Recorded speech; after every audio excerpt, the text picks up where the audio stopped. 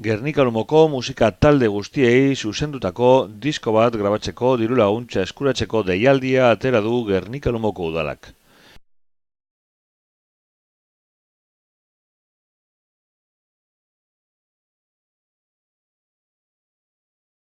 Dituen zailtasun tekniko eta ekonomikoei aurre egiteko garatu da diru-laguntza deialdi hau.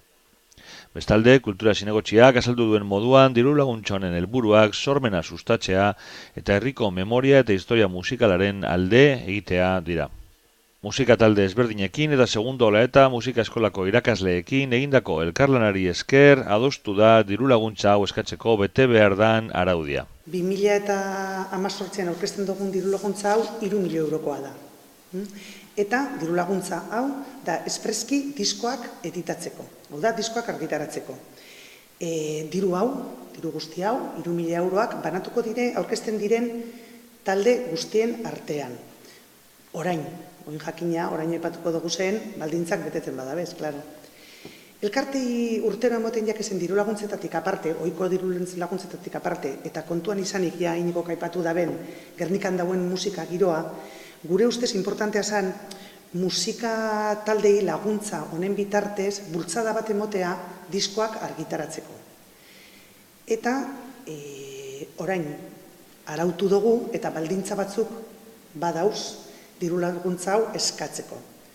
Ezinbesteko baldintza da 2018an zehar disko bat editatzea, argitaratzea.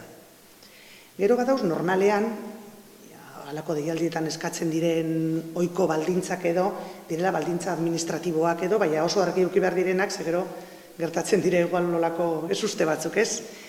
Beraz, eskari horri bat, bete behar da, kulturretxean dagoen eskari horri bat, eta eskari horri hau entregatu behar da urriak 26 baino lehen. Izango dugu izan ematepea zabalik gabeko 9 arte. Baina kontuan izan, urriaren 26an amaituko dala diru-laguntza eskatzeko epea. Gero zabalduko dugu 15 eguneko epe bat, akatsak zuzentzeko, faltadan dokumentazioa aurkezteko eta beste. Eta gero ja, hasiko garaia, diru-laguntzak ematen. Eskari horri honekin batera, ohiko dokumentazioa aurkeztu behar da. Bananagiria, bankuko zenbakia, eta oso importantea dena, diskoa editatu denaren agiria.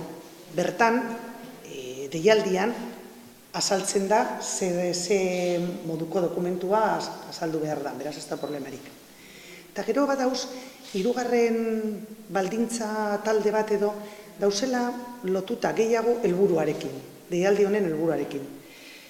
Batetik, inigo kaipatu daben moduan, Gernikako talde musikalan sorkuntza eta zabalkundea da helburu. Deialdi horren helburua hori da.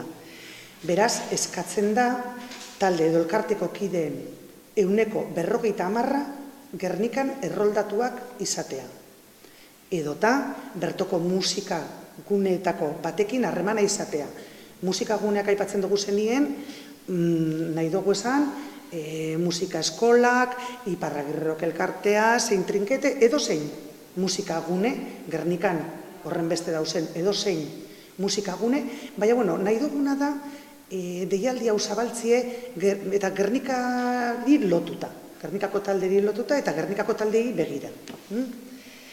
Bestetik, bebai eskatuko zaie eta baldintza, bigarren baldintza da, dinogun helburuekin lotuta, Gabonak aldera, orain dino data zehaztu bari daukagu, baina deialdia ataratzen danerako zehaztuko dugu, ongintzako kontzertu bat eman beharko dute Liceo Antzokian.